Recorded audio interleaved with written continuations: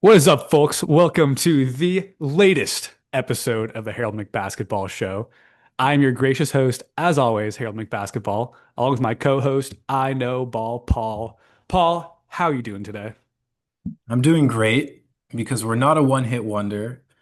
Our latest video also did great numbers after our mega viral hit of 600 views. We followed it up with like 480 or something like that.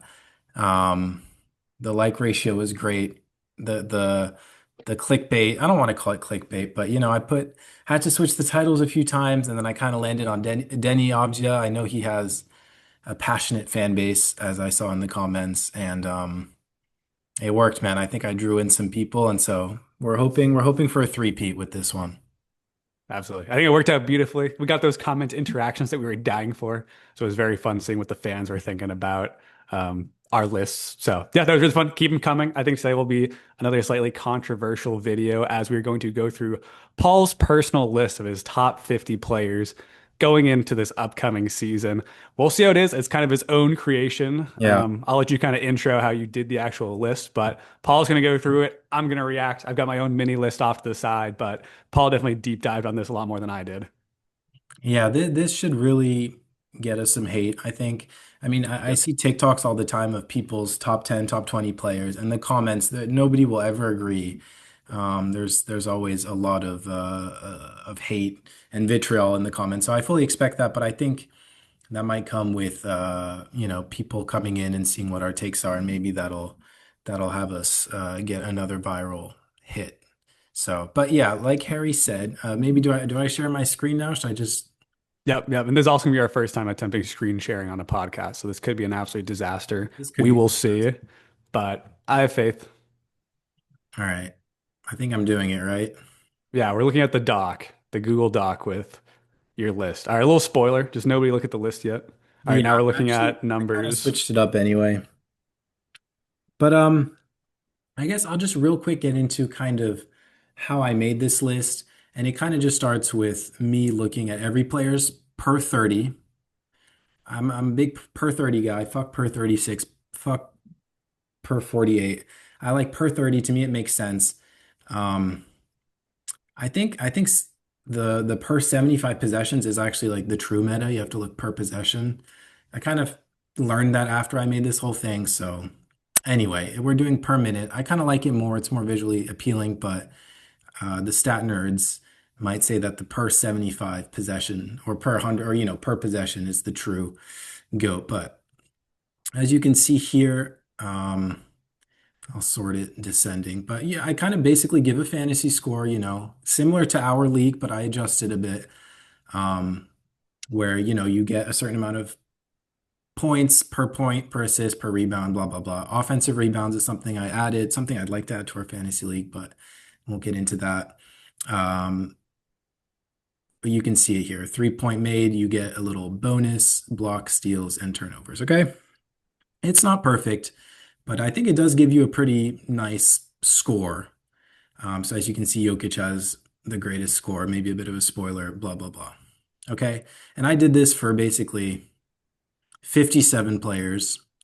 I included injured players, but I kind of in my list I put little asterisks, but I did still rank them as if they didn't get injured. Okay.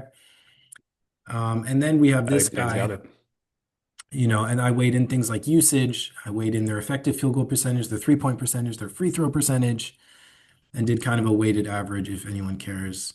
Um, Again, apparently true shooting is better than effective field goal percentage because it takes free throws into account. I'm sorry, guys. I think effective field goal is still pretty good, but it's not the best. So my list might be a bit flawed. Maybe I'm kind of, I don't know. I'm not trying to make excuses, guys. I weigh in how good I think the team is. This is based on last year, by the way. I should include all the stats are per last year, adjusted per 30. Um, Blah, blah, blah. I give them a strength score. I give them a little bonus if they're very efficient. I give them a defensive score 1 through 10. That's pretty subjective. Same with the team strength. Obviously, I have a decent idea, but that is subjective. And a durability score. If they're not playing a lot of games, obviously, if they have an injury history. And that gives me a final score. I'm not going to sort it, so it doesn't give anything away, but I guess you get a little sneak peek. Um, and I guess we'll move into the PowerPoint presentation. Um, Oh, spoiler about who's number seven. oh, that's not good. Oh, spoilers everywhere. Cut this. Cut this part. I think it's fine. The fans won't catch that. We're going pretty I fast will there. cut it. Okay, because I spoiled everything, we're back. This is the PowerPoint. Hopefully it was a clean cut. Um, Yeah. let's Yeah. And we see. kind of went through all of Paul's numbers. So enough of the nerd stuff. We're going to go through it. I'm going to react. I brought a beer. I'm probably going to be just as triggered as everybody else watching. Yeah, maybe And take a few I'm gonna be here to poke holes in it and react. take a few sips, but um, we're gonna try not to get too in the mud with the first 30, and then maybe we can discuss a bit more the top 20, and I think you have kind of a list around that number. So Yep. ready up, guys. Be prepared to be rage baited, I guess. Um, all right. Oh, I guess first I Oh, wanted to kind of wow. I want Transition. that's our new profile picture. I just wanted to, we're debuting it. We switched from a kind of an old logo I did, and that's my face on Harry's head. I think it's funny. I think people that might not be too familiar with the show having that reply to their comment is kind of funny. So anyway. I think he's a Oh, handsome gentleman. I think it looks great. Oh my that's the God. profile picture of somebody that was very upset with us putting Denny Avdia as the thumbnail and the title, but we only talked about Denny Avdia for like 2 minutes. We had a lot of angry Israelis, but yeah, just that's a profile picture. It says "Don't mess with Israel." We're not going to get too into that, but kind of It's kind of electric. kind of electric. All right, guys. So I said top 50, technically top 51. I couldn't help myself. Um, Zach LaVine at 51, Julius Randle at 50, Austin Reeves, Denny Avdia at 48, Amen Thompson at 47th. I included that he is fourth in per 30 rebounds, offensive rebounds, I should say, and seventh in blocks. He averages more blocks per minute than guys like Giannis. Um, I should mention it's only with the 50 guys I looked at. So there are probably more people ahead of him. Walker Kessler, maybe. I didn't look at Walker Kessler. And then Jamal Murray at 46. Harry, do you have any gut reactions here? Does this look This looks pretty good. Like, because for my own personal list, I also routed off to 50 actually, just so I could kind of get a feel for where everybody would be laying. And my list was actually like somewhat similar, I would say, for like this section. I think this is like somewhat correct.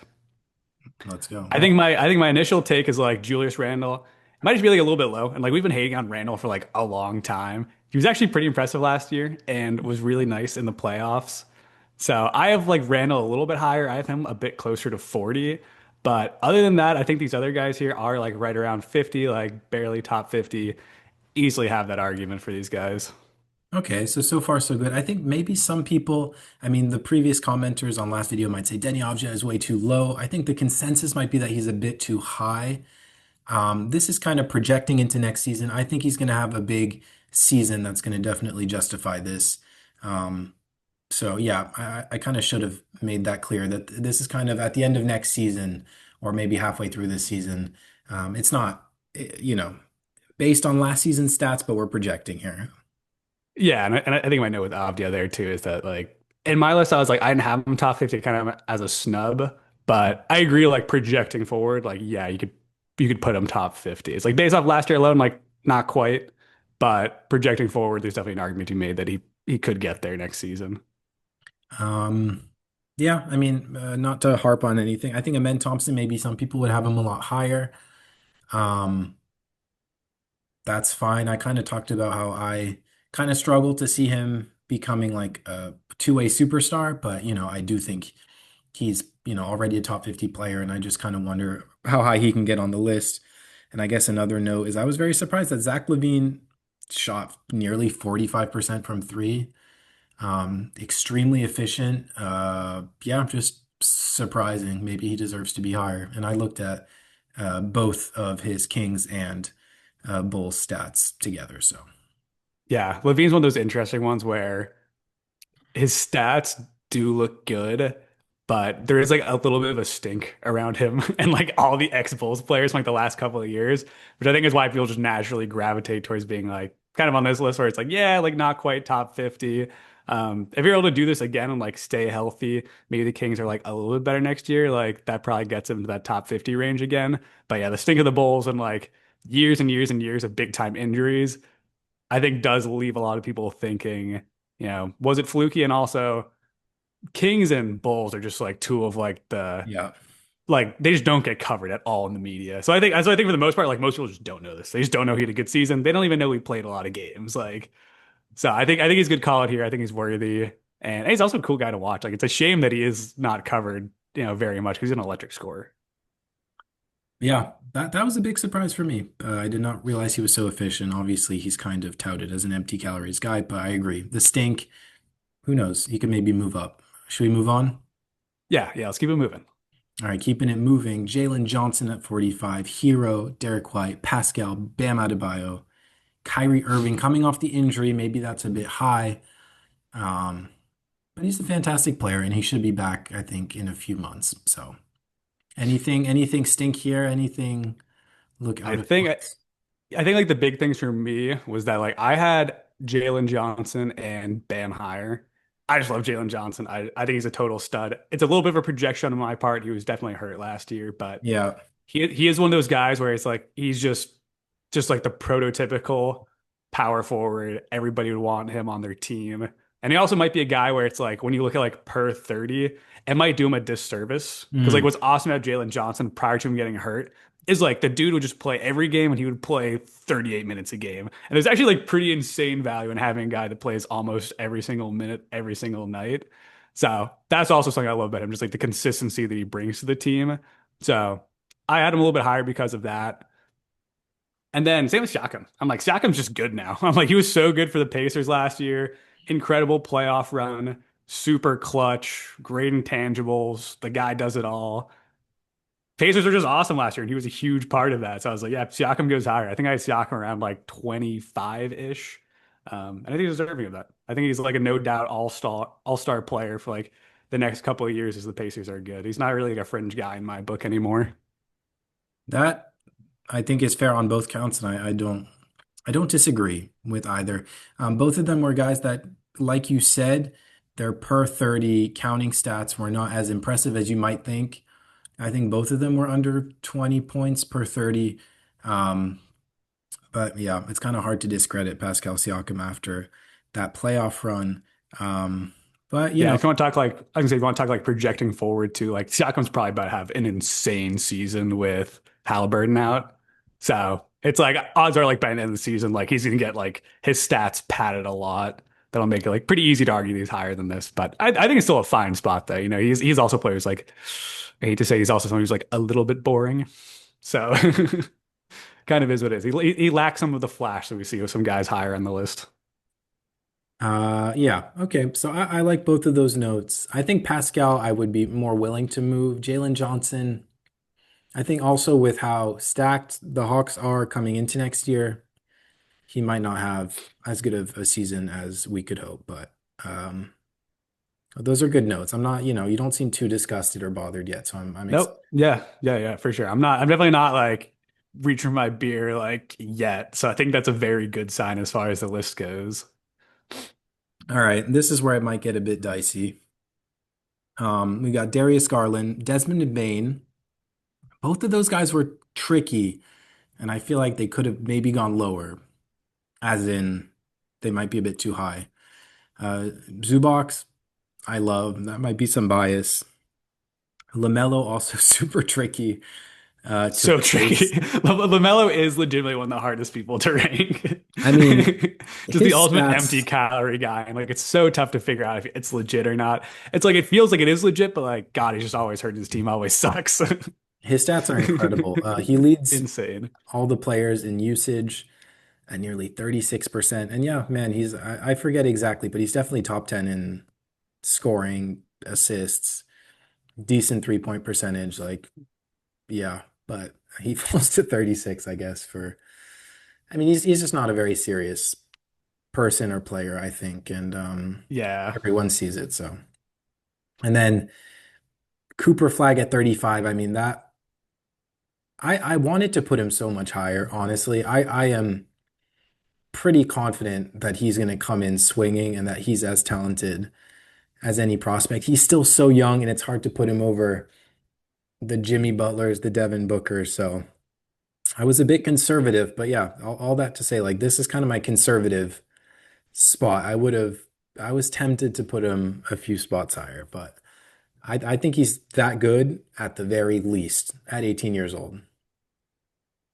Yeah, I think I placed like my quick list. I've got Flag at 30.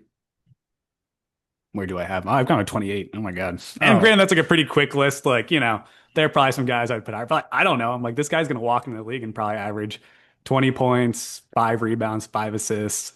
He's going to be awesome. The Mavericks are going to be really good. He might struggle with his efficiency a little bit as a rookie. Like, it wasn't the most efficient summer league ever, but he's already had a lot more time to practice with the teams now.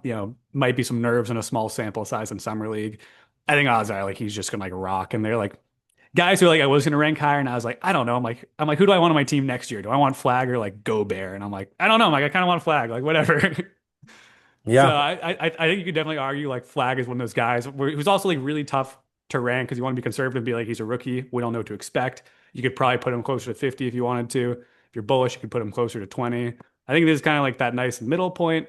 I mean, probably technically even like closer like the bullish side. I think probably most people would be hesitant to put him over guys who are fringe all stars, but I agree. I think it's a correct ranking. Cool. Everyone else here, I think I also like right around here. Where I'm like LaMelo, I've got 33. Zubac, I've got 32. Bane, I had a little bit lower. I think I had him like 45, but in hindsight, I probably should have put him a little bit higher. And then Garland had 37, so like also like right around there. And I think it makes sense. I think yeah, it is close. I mean, funny enough, like looking at those, like maybe there's a little debate there where it's like, who would you rather have, like Desmond Bane or Garland?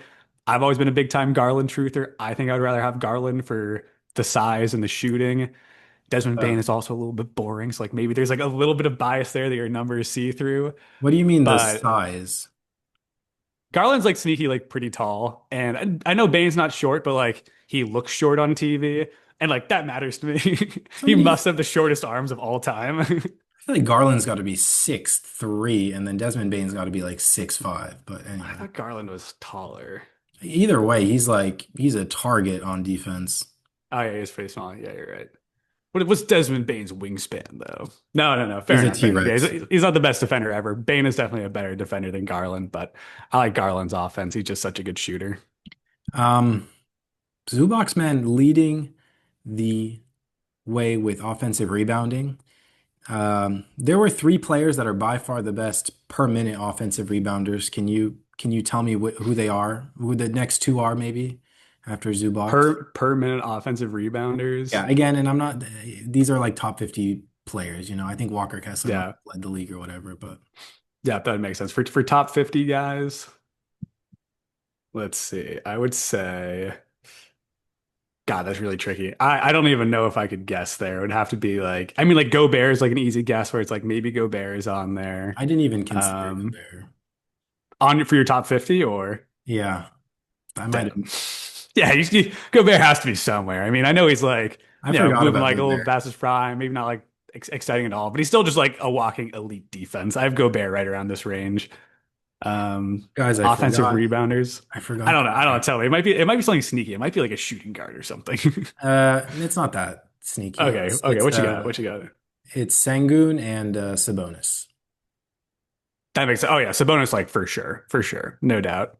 But like nearly a rebound more than the next guys. Damn, I knew I was like, who am I forgetting? And I think Gobert is the big one I forgot. Maybe we'll see. Maybe I forgot more. Damn, because I really went Well, through the ESPN and I went through the 2K rating, so I must have really just missed Gobert.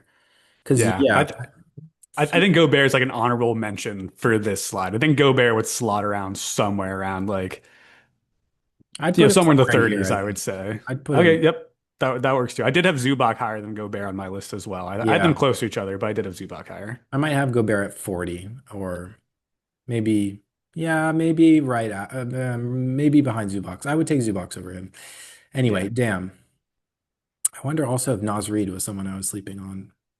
No, he's not top 50. Nas No. Reed's awesome, but like if you Randall at 50, it's like you do have to put Randall above Naz Reid, although Naz Reid is a very nice player. I would rather have Nas Reed.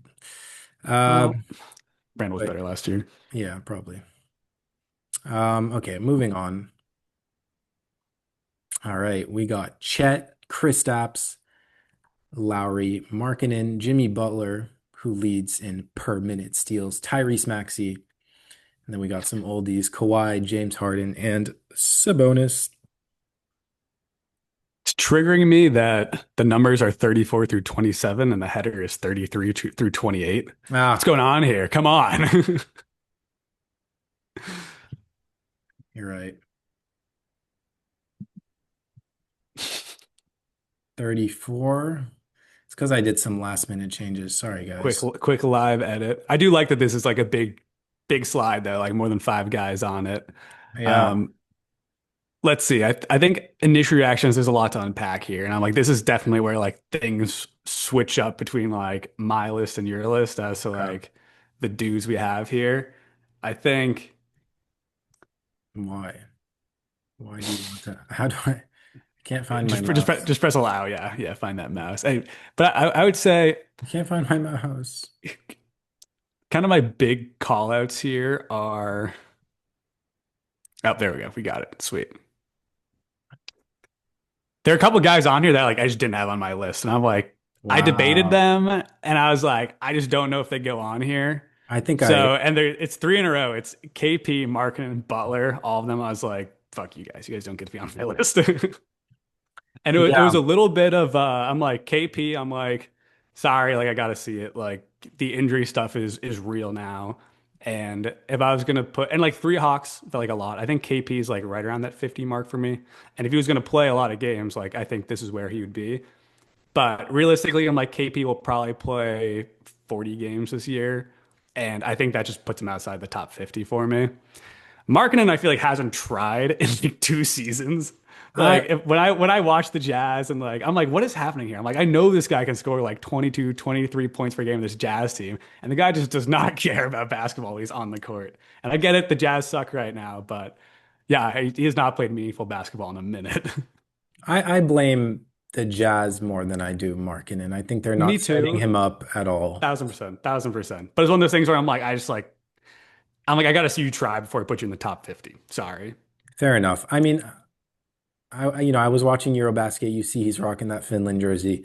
He's an incredible player, man. He really He's is. so good. So good. Don't Um, get me wrong, but and I hope he gets traded. We've talked about it, but I would love to see him get traded to the Pistons. I think that's an awesome idea. Um, but yeah, Lowry Markkanen is so good, and I agree that he's rotting on the Utah Jazz.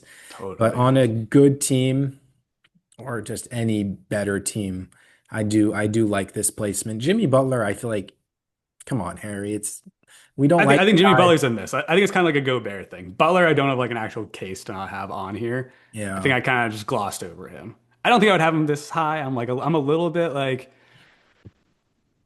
and I think it's probably more of a projection for me with Butler, where I'm like, I feel like each season is just like missing more and more games, and I just feel like the cliff could be coming for Butler. That's kind of my take with him.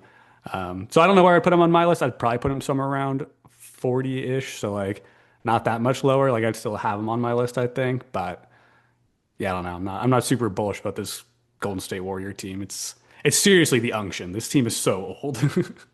But there was some news with Kaminga finally coming to a. That was I'm mean just of them. saying, They should just get rid of him. Like they clearly Steve Kerr hates him. obviously, yeah. And then there's the Al Horford. I don't know. The Warriors could be frisky, but But I'm totally. they're not gonna play Kaminga. They hate him.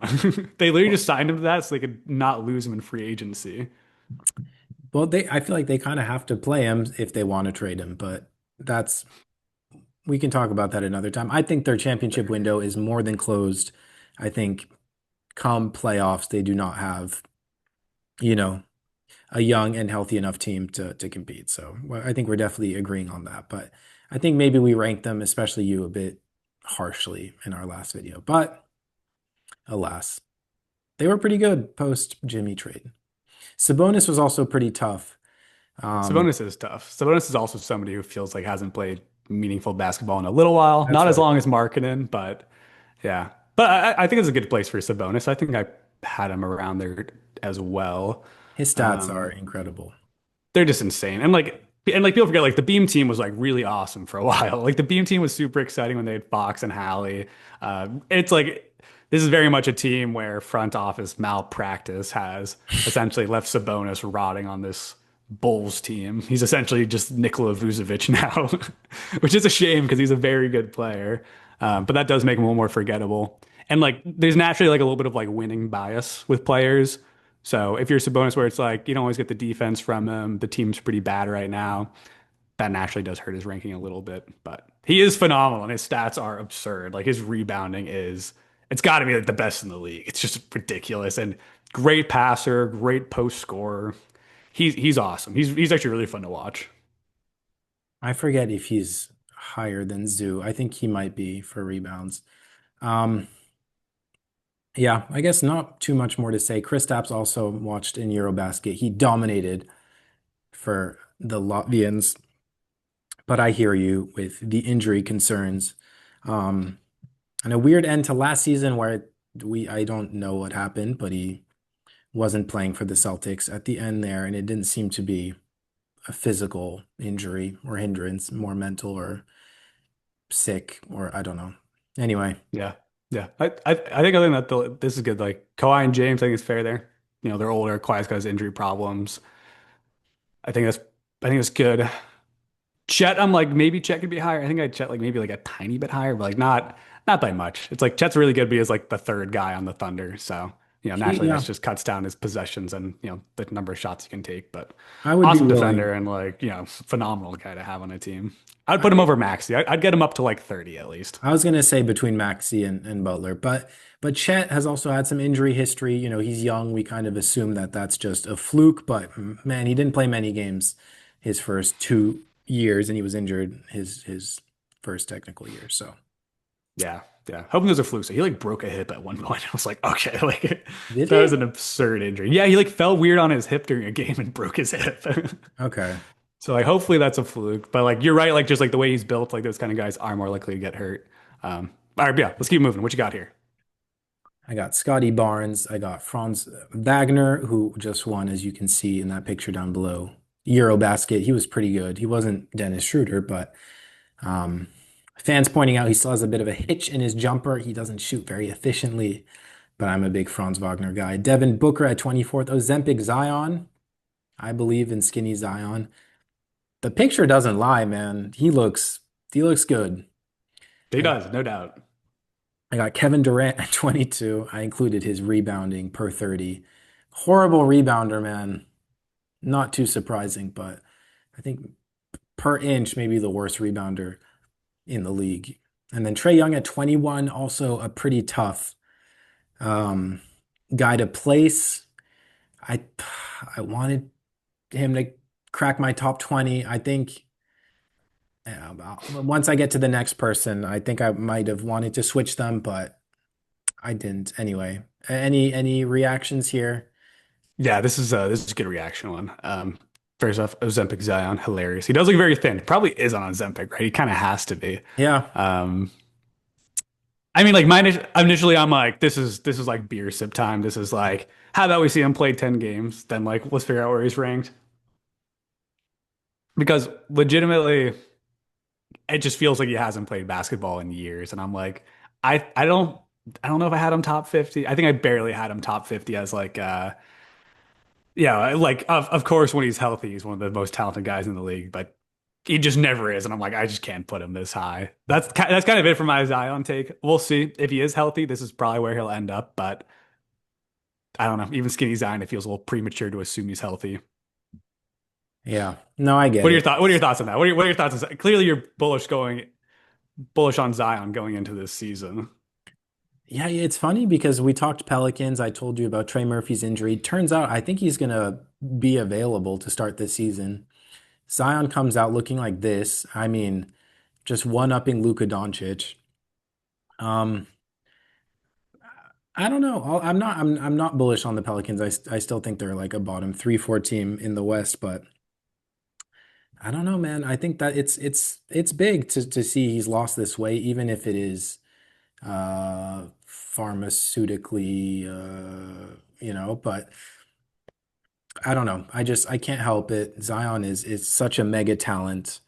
Um I couldn't have him lower. I couldn't put him behind other guys. I get where you're coming from, but I don't know. Even in the short play in stint, and he played a lot of games the year before.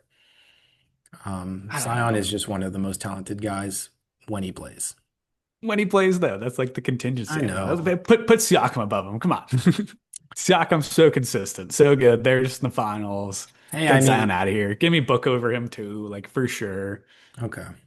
You're right with some of these guys where it's like, he's definitely got like way more upside than somebody like Franz or Barnes, both who have hitches in their jump shots. Um, but yeah, he's one of those guys where I gotta see it. I gotta see it. It feels too premature for me right now. Although I am rooting for him. So exciting when he's healthy, but yeah, he never is. Yeah, I don't know. I just the skinny is giving me lots of hope, more hope than I've ever seen because he just looks in great shape.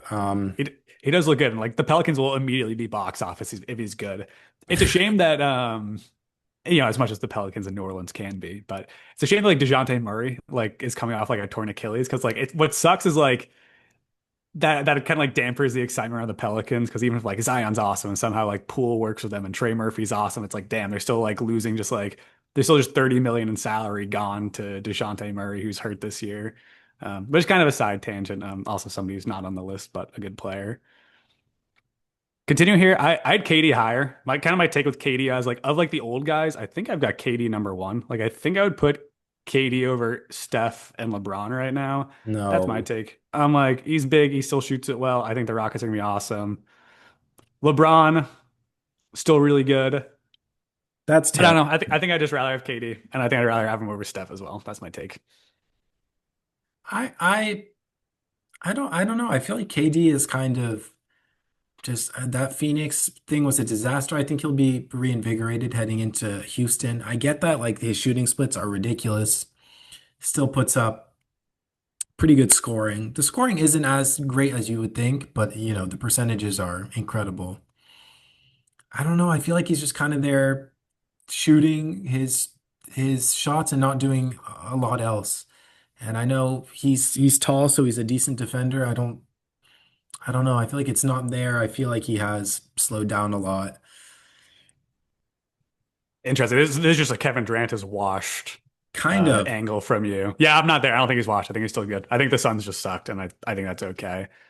We'll see. But like that kind I, of is I, it. Like we're not going to agree on that. Like you think he's washed. I don't think he's washed. Like that. Yeah, I that's have the him at difference 22. I mean, how washed can he be? But like, for sure, for sure. I think But Steph and LeBron are definitely way better. And I think KD is more positioning himself now as kind of like a clear second option. Like he's not taking over games offensively like Steph still. I think he is though. I think he's clearly the first option on this Rockets team now with Van Fleet injured. Like he'll have a nice two man game with Şengün, but KD will probably be the top scorer on this team, or it'll be close between him and Şengün. I think it'll be KD though. I think KD will average the most points per game on that team for sure. Yeah, but like I don't know. That doesn't make him the first option, in my Yeah, it opinion. does. That's how that works. I don't know. Oh, we're running out of time here. Let's part two this before we get cut off. This is a complicated episode. We're sharing a deck right now too. We're doing everything. All Uh, right. We ready? yeah. We're back. All right, Um, we're debating KD. I was shitting on Um, KD. yeah, I mean, and 22 is still like a pretty fair spot for him. I've got him and Steph like next to each other. I think around like 15, 16. And you also ran more stats than I did. I'm very much going off vibes right now, but Yeah, I don't know. maybe. I think Katie's got one or two seasons left in him. That's my take. Um, Sorry, I'm going a little bit off script here. Let's see if I can find KD. His points per 30, nearly 22. That's pretty good. Assists kind of low, rebounds 5. And then just like the defensive stats, mid.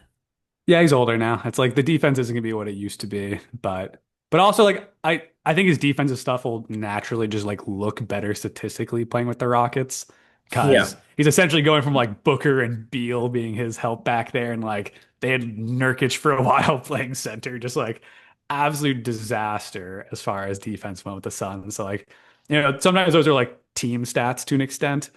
And the Rockets defense is like it's night and day. He's going from like the worst defense to the best defense. So I think naturally with more help on defense, he'll be fine out there. Um, but I don't know. I can't see like who else you got higher than him because I do also agree like Trey Young. Like I think I've got Trey Young at like I've got Trey Young at 14, and like that's a little bit of a projection.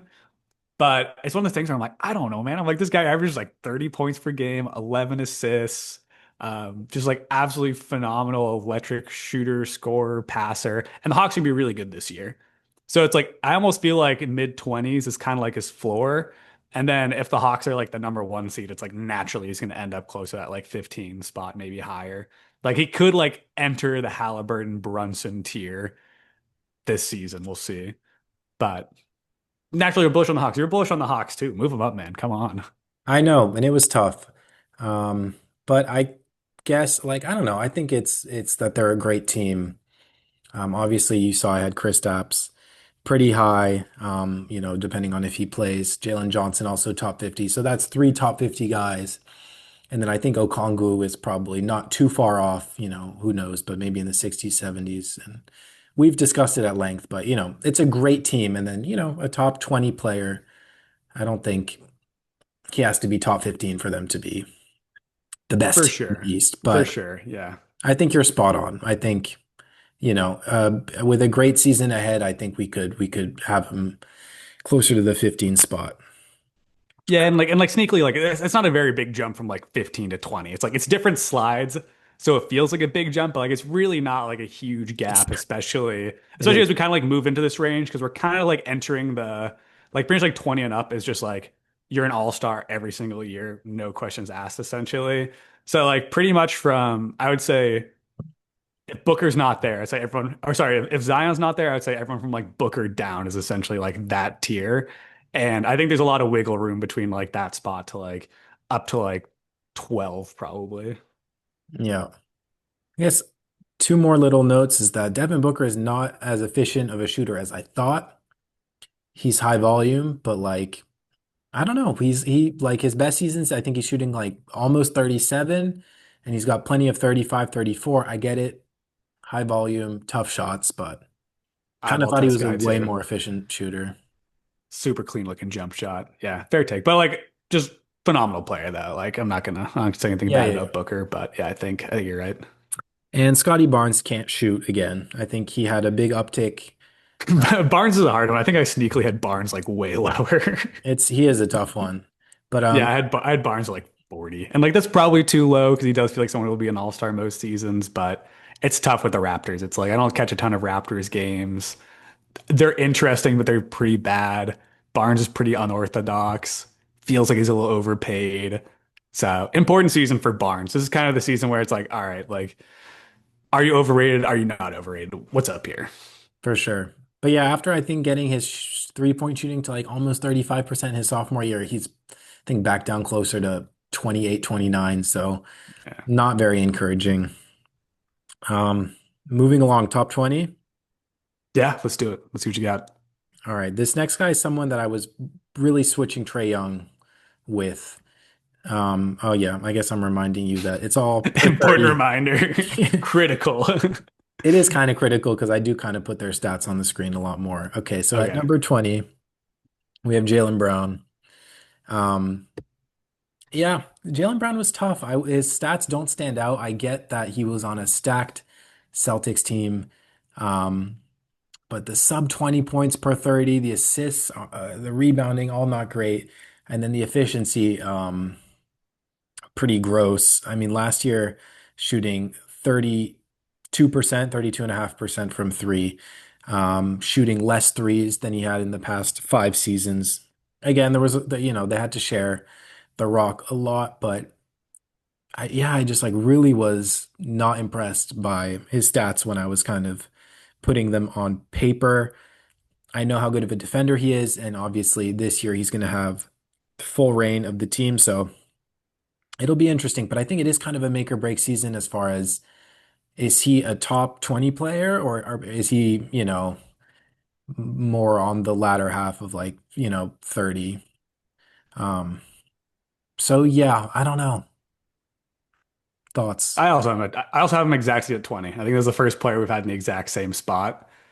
I think 20 is correct. I think most people would probably have him as like a fringe top 20 guy. I feel like this feels like the right spot for him, where he's awesome, but he is a little inefficient. And obviously we know like, people love to like roast his ball handling, but that'll be something that we'll see a lot more of this season. It could be one of those things where we're like, oh, it's improved a lot this offseason. Like maybe he should be a little bit higher. Or maybe it's one of those things where it's like, yeah, it's kind of as we expected. Like he definitely needs to play with another star like JT. So, I mean, if he looks bad with like essentially the full reins to the team this year, it's like maybe it actually moves him a little bit lower actually. But looking at this list, I just think 20 is the right spot for him. Like he's an all-star every year, awesome defender, just incredible all-around player. Love him too. Just like all-time Celtics player. And yeah, I think 20 is correct. I think 20 is right where he should be. I feel like I do secretly have a hard time with Jaylen Brown. I can't lie. Um, I I don't know know. he's very frustrating for Celtics fans because he definitely has a problem with just like back-breaking turnovers and close games. Like Yeah, it feels like sometimes he'll force stuff and just like dribble himself into double teams or triple teams and turn over the ball. So that's a bit of an issue. But like honestly, it's like he's got a chance to learn a little bit this season where he's gonna have the ball in his hands a lot more. for He's gonna sure. orchestrate the offense a lot more. So even though we're probably gonna see a little bit more of that ugliness this season, it probably will be a good thing for him personally long term. Yeah, I agree.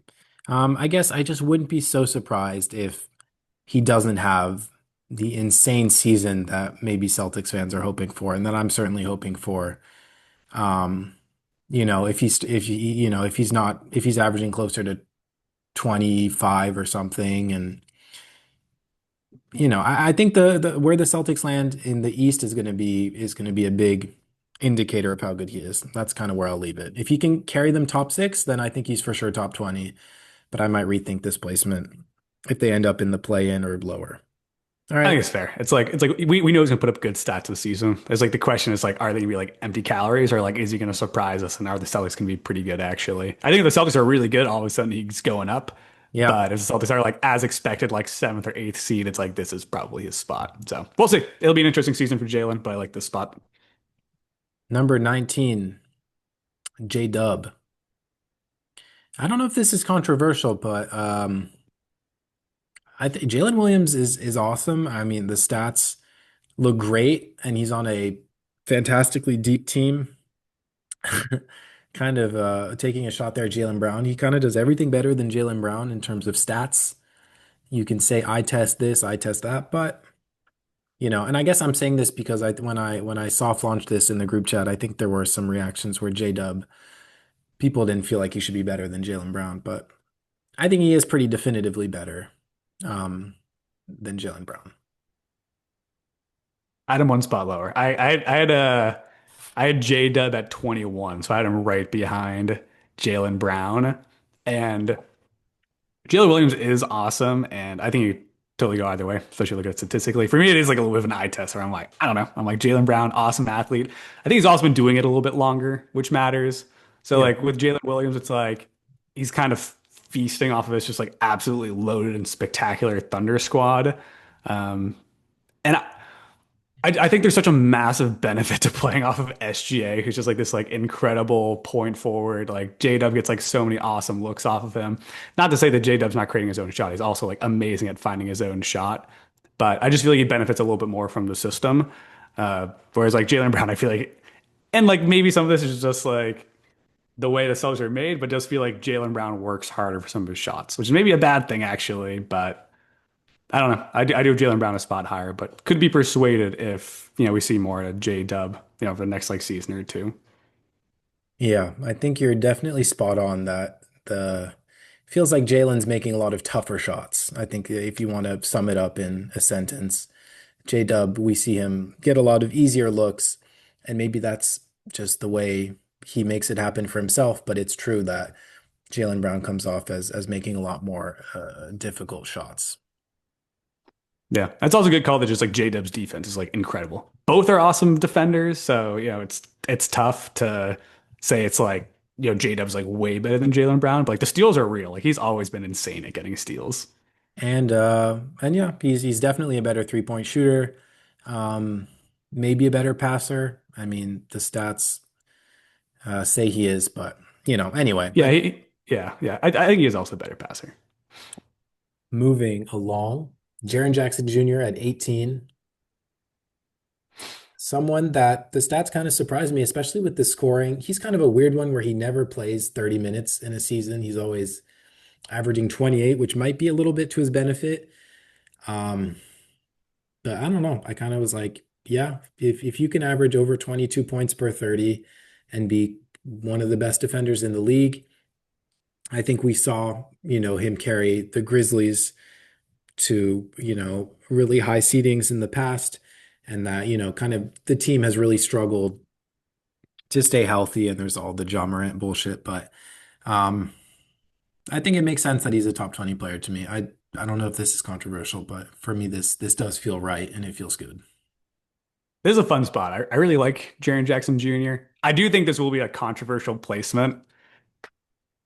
And I think he is like a little bit of like a forgotten player just because like, yeah, the Grizzlies, especially like last season where like Ja was hurt, the team sucked. We're not in the spotlight very much. He was very good. He was phenomenal last year, but he has been a guy who's been like very injury prone. Weirdly doesn't play a lot of minutes as you noted. And like a big part of that is like the Grizzlies have been bad. He's injury prone, foul machine. Like naturally all those things kind of reduces minutes. Um, Yeah, the foul machine and it, part. and like you very notably like left rebounds off of this slide. I feel like that's like the number one slight against him is like, God, the guy just cannot get a rebound for his life, which is actually really bad. It's like really bad if your starting center can't rebound. And I feel like that's my big gripe with him. That would probably knock him outside the top 20 for me. I still love him. I still think he's amazing.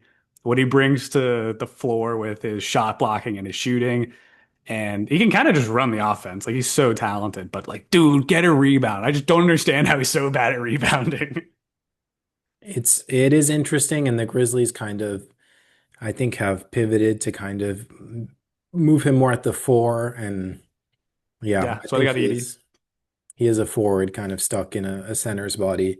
But it's true. I don't have the number here, but I think it's 5.6 if I remember per 30, which is pretty That's gross. crazy. That's crazy. Obviously playing alongside Edie and Santi a bit But more. it's always been the case. It's always been the case. He's Yeah, never gotten rebounds. probably He one of can't his do it. He cannot do it. yeah.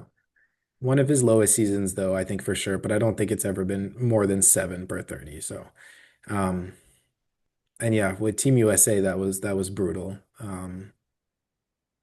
Anyway, But like the scoring is insane. And like yeah, it's like he was so good last year. And like the Grizzlies, if they're good this year, like with Ja healthy again, I don't know how good they like they traded Bane, which is like a little bit of a weird move. But if they kind of get back in the spotlight, I think the conversation will start up again. But yeah, Grizzlies are weird right now.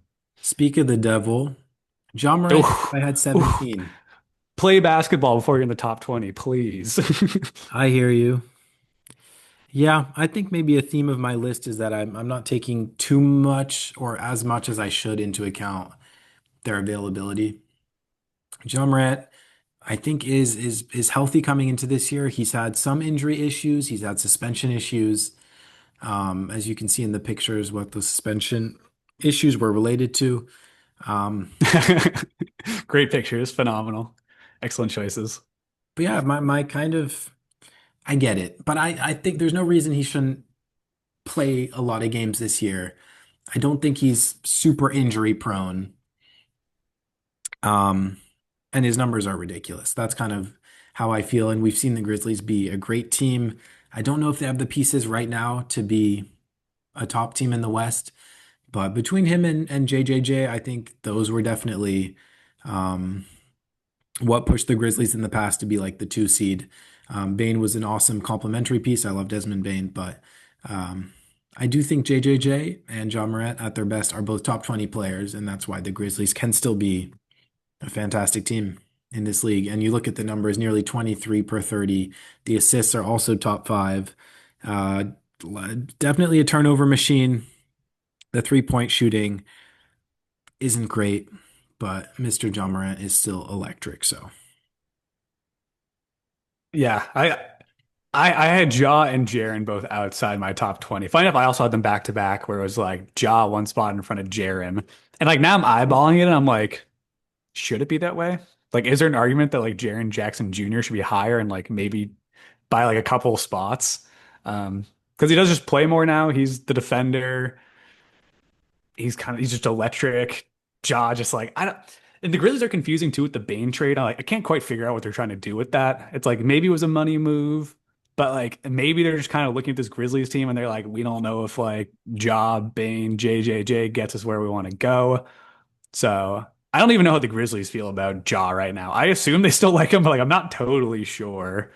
So I don't know. He's a polarizing player. He's a Super polarizing player. polarizing. He's also somebody who I was like, if he had just come off like an electric season, I would have him here. But like he just came off like his second straight like season of missing a lot of games. So I'm like, ah, I'm like, he's also a guy where I'm like, I just got to see it again. I'm like, I don't just hand out top 20 spots.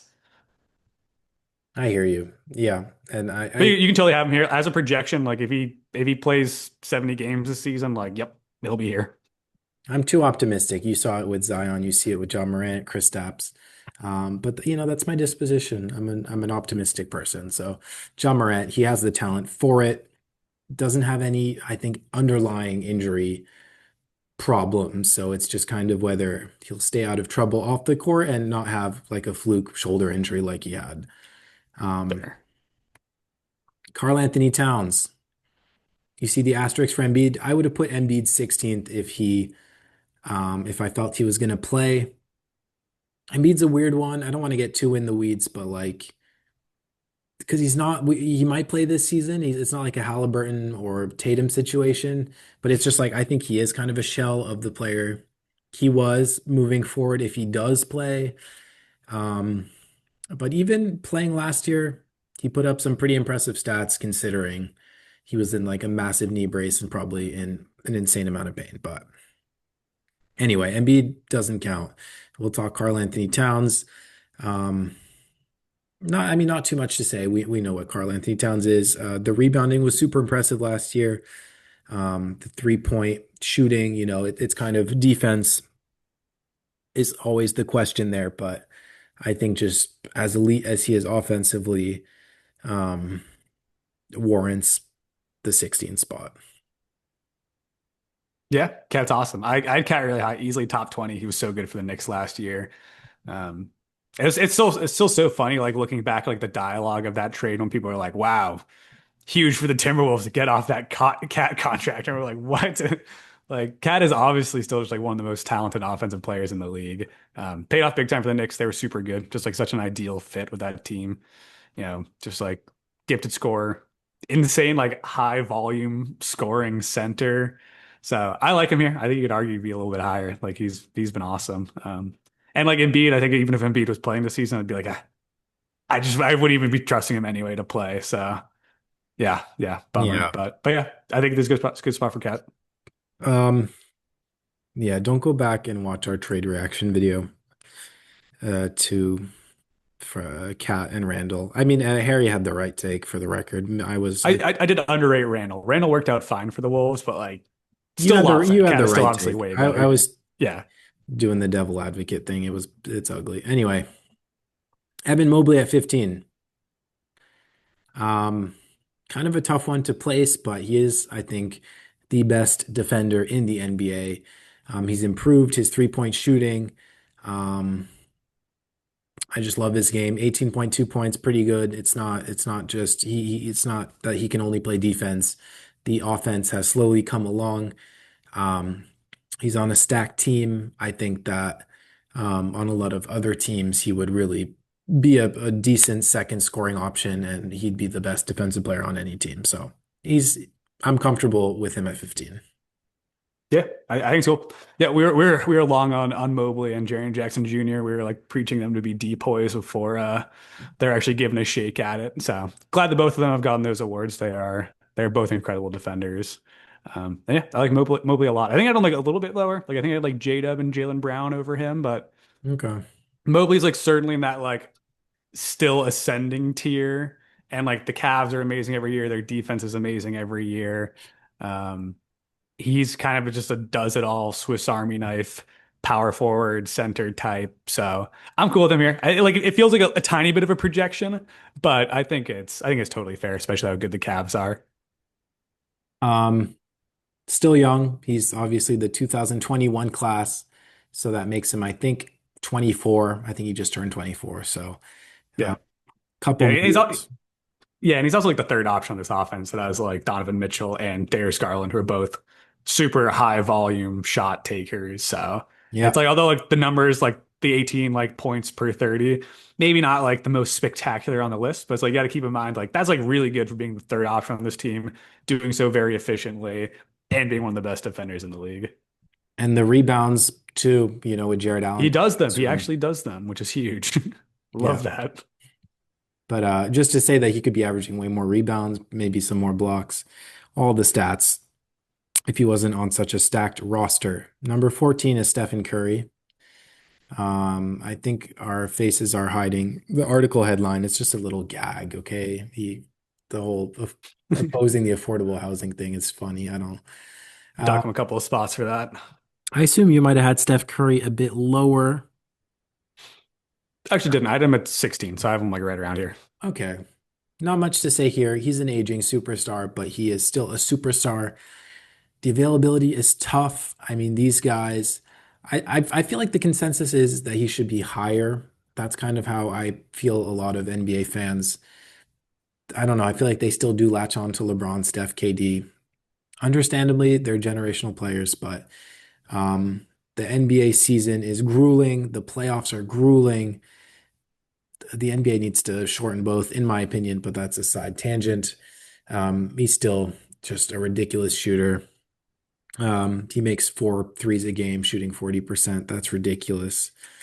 And we know his impact as a player and what he does when he's at his best.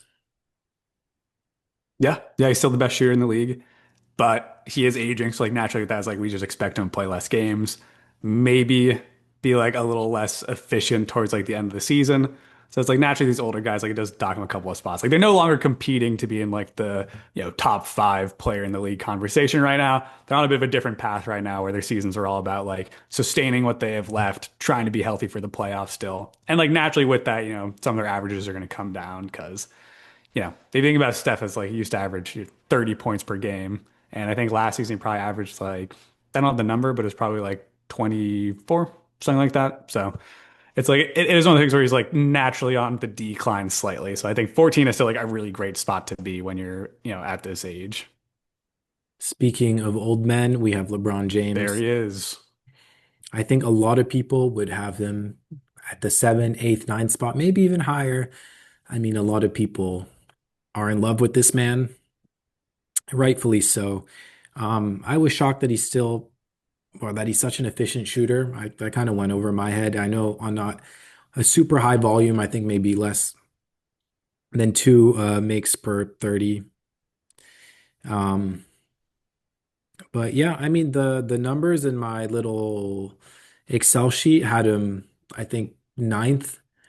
It's insane the numbers he still puts, but projecting forward, he's going to be 41 or he is 41. Um, I think we have seen his age take a little bit of a toll, and we're getting reports that they're going to be a lot more cautious. He's elderly, and again, grueling season, grueling playoffs. I think it's fair to put him at 13th, guys. I just I just think that's fair. And the stats are still ridiculous. He's a god, we all know it, but yeah, I think 13th is a fair spot. Yeah, you could do worse. I had him at 18. I had him like a little bit lower. So you Yeah, have kind of my him take is like, yeah, sorry, what was that? out of Steph, KD, and LeBron, you have LeBron the lowest. Third. Yeah, I got him the lowest of the three. And like I know like statistically his stats are the best of them, but it's like the Lakers get prime time enough to where I'm watching these games, and it's very evident how his game has changed, where it's like that 3-point shooting is keeping him afloat at that, 38%. But it's like his game's like completely flipped, where it just like feels like he can't get to his spots anymore. He can't get to the paint anymore. He's very much relying on, drawing fouls and shooting, which is a fine way to do it, but I almost feel like his age is the most evident out of all of them when I watch him play.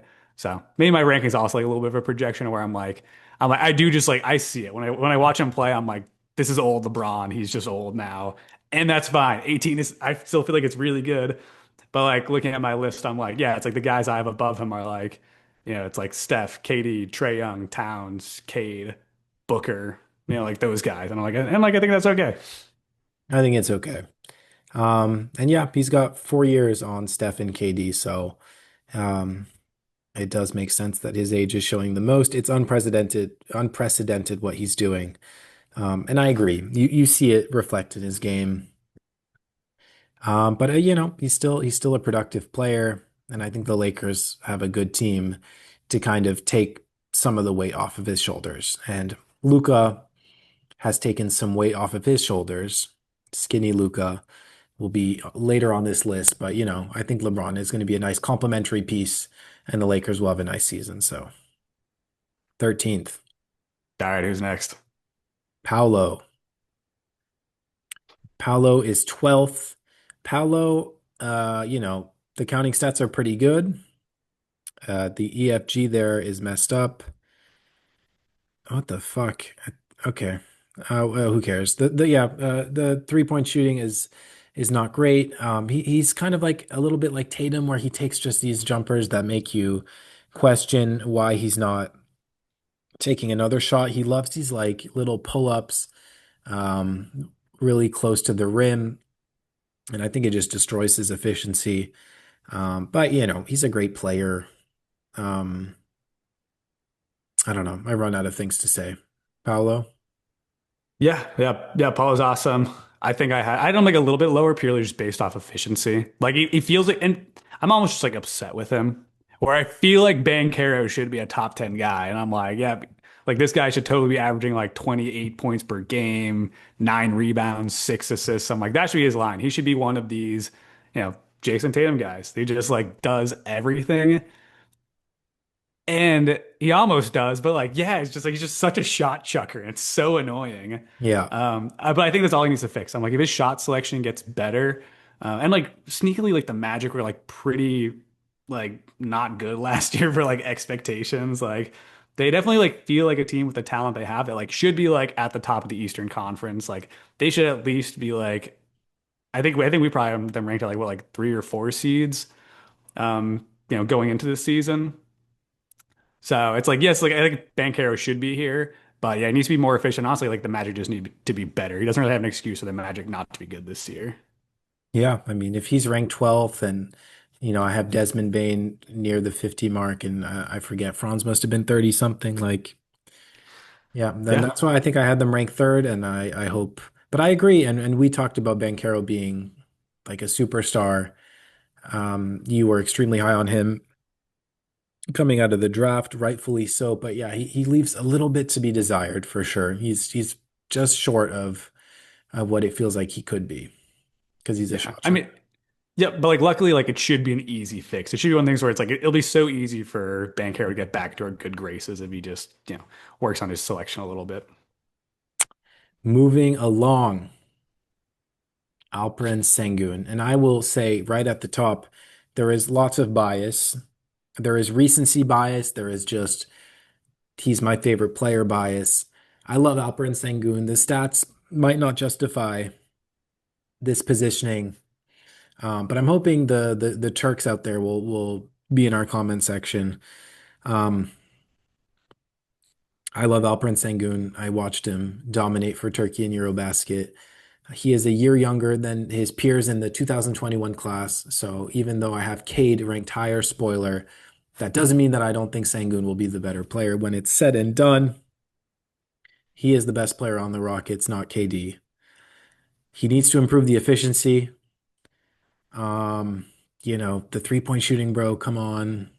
But the rebounding is awesome. The defense is so underrated. He is not a bad defender. It doesn't mean he plays like Jokic and Sabonis, that he's as bad as a defender as them. He plays the passing lanes way better. He can shot block a bit. Great footwork. I love Alperen Sengun, and that's a picture of a donor kebab. He's got the spin moves like the kebab rotates. You done? Yeah. I love Şengün too. Obviously, like even him coming out of the draft, I was a big fan. With that said, this is a projection big time. I love Şengün. Yeah, maybe he'll be a top 10 NBA player at some point, but like, is he, based off of last season, is he a top 10 NBA player? No, fuck no, like not even close.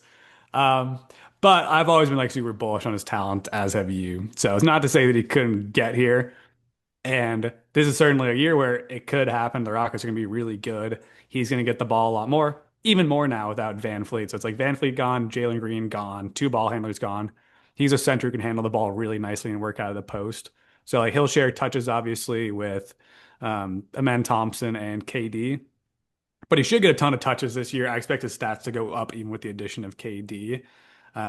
But with that said, like, yeah, I'm just not putting him top 10 yet. I'm like, there are just guys out there who I'm like, yeah, it's like, I just think I didn't put him even, top 10. yeah, yeah, effectively is because like even right now I'd be like Karl Anthony Towns was just way better last season. Like Cat just goes over Şengün. Not Not to next say that season. Şengün won't be better next season. Yeah, I'm just saying. But I'm saying last season they're like Cat way better.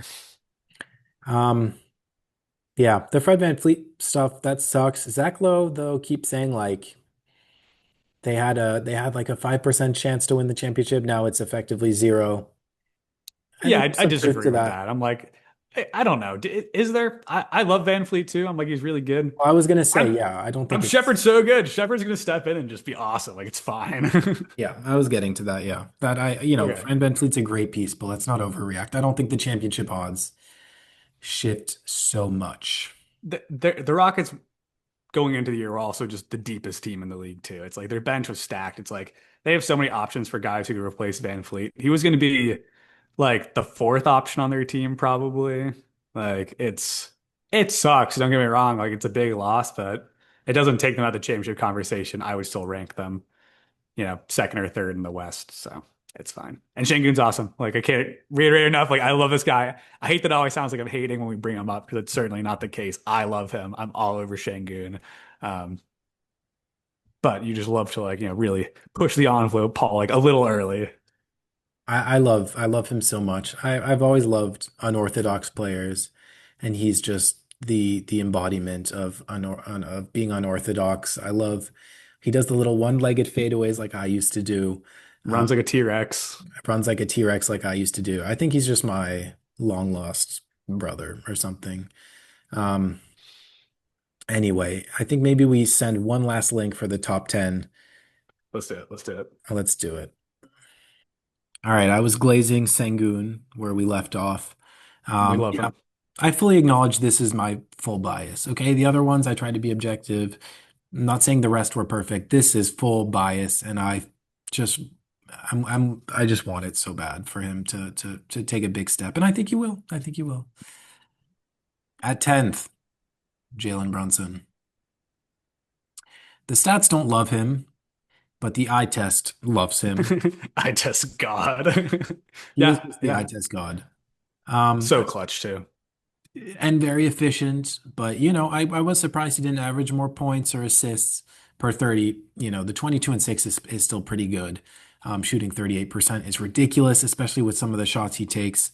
Um, he's the eye test god. I'm comfortable putting him at 10, but yeah, my model definitely didn't have him nearly as high, especially when I kind of ranked him a 5 on the defense scale.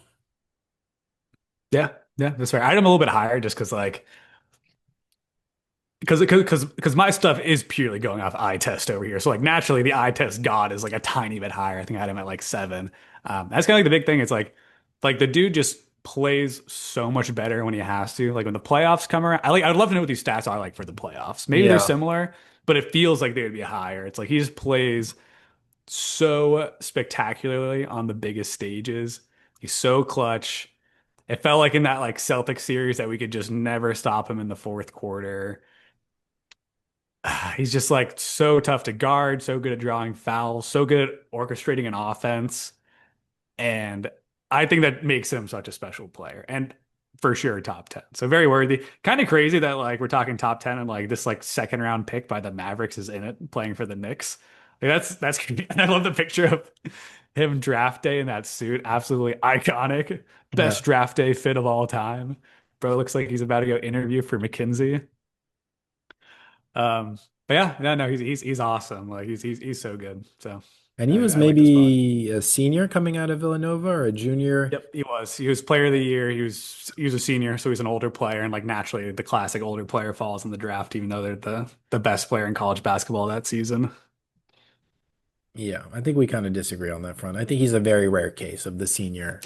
I think so too. I agree. I agree. We can say that for another time. All right. Donovan Mitchell. I would assume you had Jalen Brunson ahead of him. Jalen Yep. Brunson has won the head-to-head series, so I think that's fair. But I am kind of a Donovan Mitchell head.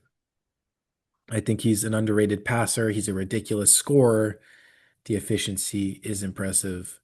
Um, I get putting Jalen Brunson ahead of him. I would consider switching it, but I think they are my 9 and 10. You can switch him, whatever.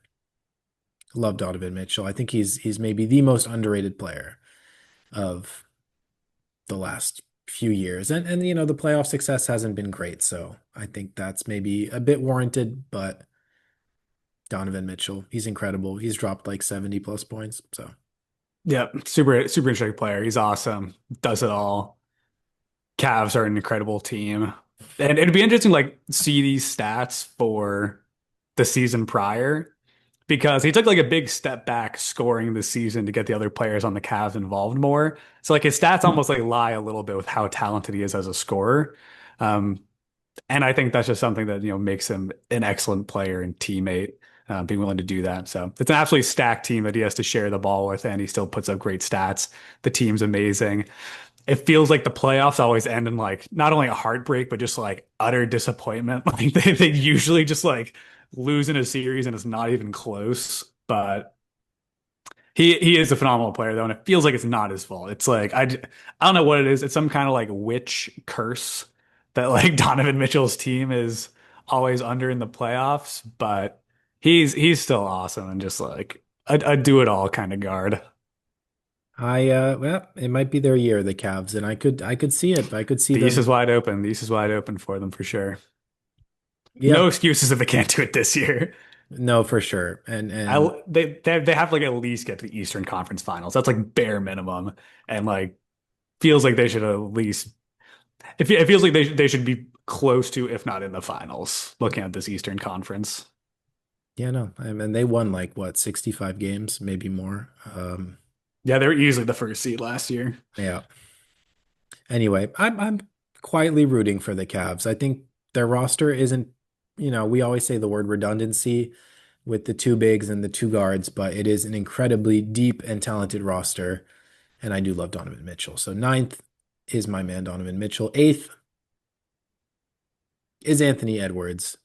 If Tyrese Halliburton had not torn his Achilles, I would have had him eighth, Edwards ninth, Mitchell 10th, Brunson 11th, and so on and so forth. Anthony Edwards, the stats don't love him either. As you can see, they say he's slightly overrated, but he is the second best shooter behind Steph Curry. Um, Shooting nearly 40% on a very high clip.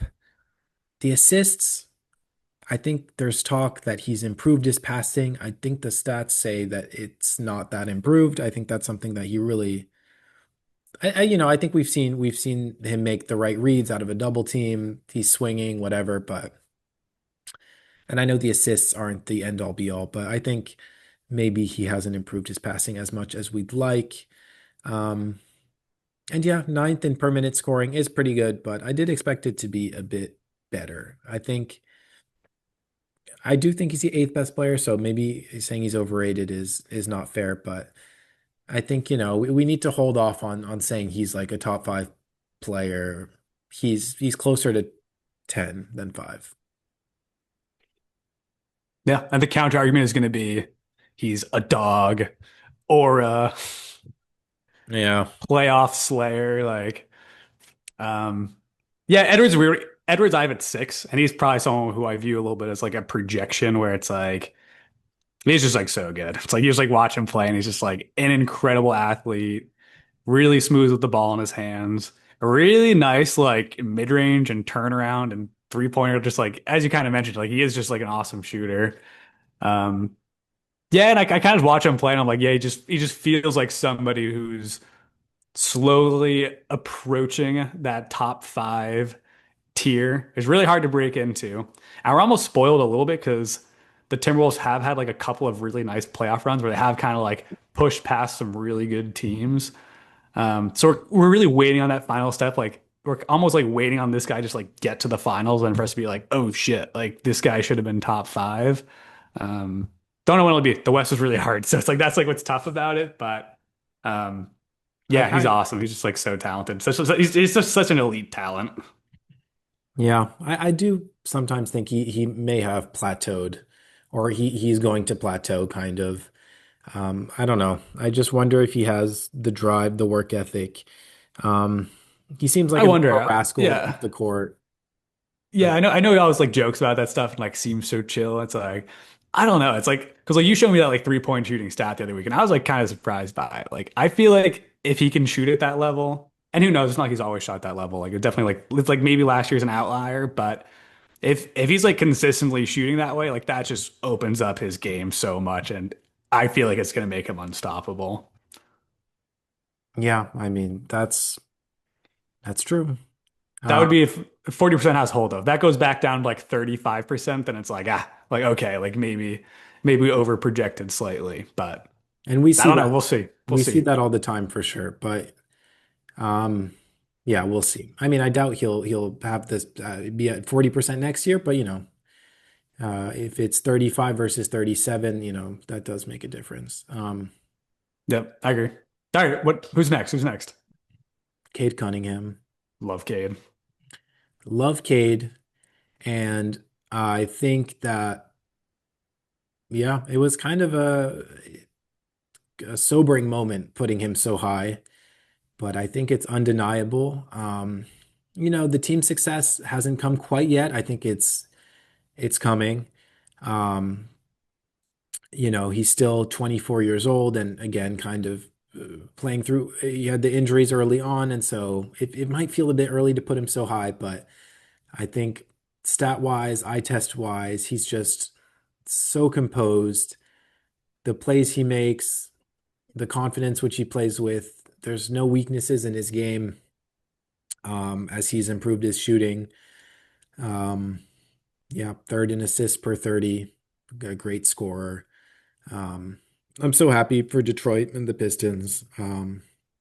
And I think Kate Cunningham is worthy of this spot, and he's only trending upwards. Yeah, he's a 6'7" triple double threat every single night. He is like the ideal point guard. Like if you're making like the new age modern point guard, like this is exactly what you want, and you nailed it. Like he's just like so good at everything now. He used to kind of have like slight efficiency problems and turnover problems early on in his career. But those seem to be behind him now. He's like he pretty much just plays perfect basketball. It does feel like, yes, Detroit still not great yet. The roster definitely has some holes in it, but the team is still young and they'll just continue to build around Cade until they've got the right thing going or until the right trade opens up for them. But yeah, he's awesome. He's absolutely incredible. All right, let's keep powering through. Anthony Davis is my number six. I would bet that he's not as high on your list. I understand there's availability concerns, but he's been surprisingly healthy as of late. It does look like he's gained like 20 pounds heading into the season. It's a Texas thing. The food's different down here. He's going to be wearing goggles for the rest of his year, for his career. So I'm kind of talking myself out of this already, but the stats are ridiculous. And AD is just as talented as they come. Just a two-way superstar. It seems that sometimes he's kind of an autopilot, and then when he kind of turns it on, he's just as good as they come. He's just such a mega talent. I think he's 32, so he's kind of approaching those older years, especially with his archetype, but I think he's still kind of in the prime. And the rebounding is ridiculous. The scoring is pretty impressive. The defense is what he's known for. Um, and it's why I think Dallas will surprise this year. Yeah, he's awesome. When AD's on, he's in that Giannis tier when he's on it, where it's like Yeah. he can just score nonstop. The defense is elite, better than anybody else in the league. The rebounding is ridiculous. And he's just a very pure basketball player. Like the jump shot looks good. He can pass. Cannot emphasize enough just like how insane he is at just all the most important things for a big man, which is just like blocking shots, rebounding, scoring, can hit free throws. Like he can just do it all. He's one of those guys who's just like such a blue chip prospect coming out of college, just like one of like the most no brainer first overall picks. That is like 1,000% delivered. I had him like below Edwards and Brunson, so I had him at like 8. So like not far off of this spot at all. He's definitely still a top 10 player. And yeah, I expect big things out of him and the Mavericks this year. I agree. I think it's gonna be awesome. All right. We are in the top five. Do you want to maybe rattle off who your top 20 were or however many you want to? Because we have the same top five, but it's about the order. Yeah, I'd have to adjust a little bit because I had Tatum and Hallie in there kind of for fun as placeholders. Let me scooch them up and I'll kind of rip off my top 20. So my top 20 would have been um 20 is Mobley, 19 J-Dub, 18 Jalen Brown, 17 Donovan Mitchell, 16 LeBron, 15 Banchero, 14 Steph, 13 KD, 12 Trey, 11 is Towns, 10 Cade, 9 Booker. I'd probably drop him down a little bit now actually, but 88 Brunson 7, Anthony Edwards 6, and then top 5 would be Wemby, Luca. Wait. Oh, should I not go through them? Are we saving the top 5? We can, yeah, we can get into it, Okay, we can say we'll say my top 5 then. but That's my top 20. Maybe I would shuffle things a little bit, but I actually feel pretty good about that top 20. yeah, your top 20, I like it. I think we're pretty far apart, maybe on KD, on Trey, on Booker, but I think, whatever. Um, so you just let slip that you had Wemby at five. I have Luca at five. I mean, it's tough, and Luca definitely wasn't coming off his best season. He had kind of a rough season by his standards, and he's lost all this weight. So I think we are expecting a big bounce back. I just love Wemby so much. Uh, Luca's Yeah, I think ridiculous. I don't think there's too much to say. yeah, the top 5 is hard. I'm like once we hit top 5, I'm like I have no bad things to say about any of these guys. They're all so good. Kind of a Yeah, weird season last year for Luca, but like if you want to talk about giant slayers, like Luca, I think it's proven as of lately that he's like the most capable player of just on his own knocking any team out of the playoffs as he showed with that Mavericks run. And yeah, it's like I think these top 5 guys could certainly shuffle around a little bit depending on how the season goes. Like if the Lakers are in like a little bit of a tough spot, which like isn't really a knock on Luca, but I could kind of see like the season be a little odd for them just because it feels like they're in a little bit of in between range. And although that like shouldn't affect his ranking, winning games does ultimately affect ranking. So I think that would kind of knock him towards like the bottom of the top 5, but like I don't know. He could totally just average 32 points per game and be number 1 by the end of the season. yeah. Drop your top five in the comments, guys. It's not personal, like Harry said. All these guys. I think my number one is very clear, but after that, it does kind of depend on how you feel. Even though my top three, I think Luke and Wemby are interchangeable. Okay, I had Victor Wembanyama next. Also a great picture here. Yeah, Wemby is so cool, man.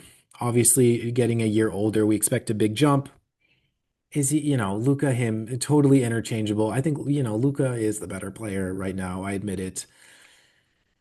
But Wemby is so special, man. Look at those stats. He's awesome. Um, And like not to like kind of jump in, but like yeah, I mean I'm eyeballing these stats. I'm like just like the blocks are insane. Like it's like this guy has the potential to be the best defender of all time. Like so I mean, like we said, like all these guys have a chance to be number 1. Like I feel like Wemby will be number 1 eventually. It's like the question is just when. yeah. Insane that you kind of just eyeballed that list, by the way. That is something that I don't think I could do. I'm sure you could. I'm sure you could. It would be awful. I mean, it'd be okay, but I think there would be things that would be inexplicably stupid. Like I really need that reference. Şengün would be number 2. Shangun might have been higher. Um, yeah, and then the top three guys, it's totally up to you. Well, actually, no, I think Jokic has to be number one. And I think there's Yep. probably a lot of debate whether you have Giannis or SGA at three or at two. Who do you have at three? Who do you think I have at three? I think you have. Well, now I feel like you're switching it up. So it makes me think that you might have SGA 3. I have Giannis at 3. Like they're both awesome. I was like, SGA just won the title though, so I'm like, I'm putting SGA too. But give me your analysis. Yeah, there's not much analysis. Pick who you want. SGA scoring 28.7 points per 30 is ridiculous. SGA is incredible. He's a foul merchant, but that's kind of one of his best traits in a way. He's kind of the perfect player, no weaknesses, as kind of you said, a guard, kind of a point forward combo, makes everyone around him better. He's charismatic. I can't say a bad thing about SGA, and he's incredibly efficient. So fourth in steals. By the way, Luca is for second in steals per 30. I thought that was kind of interesting. That is fascinating. That's almost like, how does that happen? Yeah. Like, is that a fluke? Is he just like falling on loose balls accidentally? Like, Yeah, I think he bets a lot but on he's those. big. He's huge. He's huge. So yeah, he probably gets in those passing lanes. And he'll just like slap the ball hard out of a guy's hand when they're Yeah, posting him up and stuff. He's good at poking. definitely, definitely. Yeah, my Um, SGA take is I'm eyeballing SGA and I'm like, I'm on like number one watch with SGA right now. I'm like, because like weirdly I look at like the Thunder roster and like obviously it's incredible, but he like no doubt carries that team. If you take him off that Thunder team, or even like replace him with like Jalen Brunson or something, I don't even think they're title favorites anymore. hmm. I do just think he's like that good and that talented. And if they go back to back, I'm just gonna say whatever. I'm just gonna put him number one. So I do have him on number one watch this season. Yeah, it's fair. And like with Giannis and Jokic, hard to say any bad things about them, but they do have those slight weaknesses, I guess, where Giannis, the shooting isn't there, Jokic, the defense, whatever. We know how good they are. There's really not much you can say that that SGA doesn't do. He's kind of perfect, if you will. Yep. And it's also kind of, as I mentioned, like there's always like a little bit of a winning bias. And it's like he's just won more recently. So like that does stand out in our brains. So there's always a little bias because of that. All right, let's talk Giannis. Yeah, again, not much to say. The top five is boring. We're wrapping up here, but the stats are incredible. Giannis is generational. That meme is him. I never knew that was him. Wow, fascinating. That's like a meme. He captioned his Instagram photo something very corny, but Yeah, yeah. That is kind of his greatest pitfall is that he is a little bit corny. that's okay. I agree. And at number one, we have Jokic. Amazing picture. Jokic's stats never cease to amaze me. Um, a guy that's second in effective field goal percentage behind Zubac, who doesn't shoot. So obviously he's going to have a very inflated and Jokic shoots and he happens to shoot extremely efficiently at 42% on a low to mid-size clip. He rebounds amazingly. He's second in points and assists per 30. Just he's just fucking so ridiculous offensively. I get the defensive shortcomings. It doesn't matter though. The offensive talent, nobody comes close. SGA comes somewhat close, but I think Jokic really is the best. Yep, no doubt. Everyone will agree with that. Yeah, he really is just like in his own tier where it's just like he's just so good at everything, and there will never be another player like Jokic. He's just so fascinating. So fun to watch. Still maybe the best player to tune into and watch. He's just an absolute god on the basketball court. He just has divine abilities out there, and it kind of makes no sense. And I love him, and he's number one. And it does feel like even if like SJ wins again, I kind of said that he would go one. It still feels like in a vacuum, like it's of course always Jokic. Because yeah, he's just the best player. Guys, that wraps up the top 50. It's, I think, been a pretty long video, so I don't want to drag it on too much further. But leave those hate comments. I know you guys disagree. I know you guys think I'm an idiot, but by your reactions, Harry, I think I didn't do too horribly. There were some disagreements, but I think your beer is still at least halfway full. So Absolutely, absolutely. Yeah, there's no like desperation chugging over here to to try to understand what was happening with your list. Yeah, I thought it was very reasonable. I think other people will agree, and I think the numbers that you present make it like a little bit easier to digest too. Because like naturally there's just like a little less bias when that's baked in, with Şengün there was a little bit, but there yeah, was. for the most part it all felt reasonable. But there's still like some nice projections in there that I think that people will find interesting. Um, yeah, so I hope you guys enjoyed this. Don't take it too seriously, but at the same time, take it seriously and leave those Take it very comments. seriously. Take Yeah. it Yeah. very Let us seriously. know your thoughts. Be honest. Be honest. Be honest. And that's been another episode of the Herald Mick Basketball Podcast. Um, it's been very encouraging the last two videos. Doing pretty well. The comments, some new subscribers, so we're hoping to keep it up and to release videos at least once every couple weeks heading into the season. So, Yeah, thank you all for tuning in. It's kind of crazy to say, but like we're almost there for basketball season. It's less than 3 weeks. The season's kicking off on October 21st. So we're oh wow. almost through our off-season videos. It's almost time for prime time. So get ready. Be excited, NBA fans. We'll come out with more content prior to the season. And yeah, we're almost there. The wait is almost over.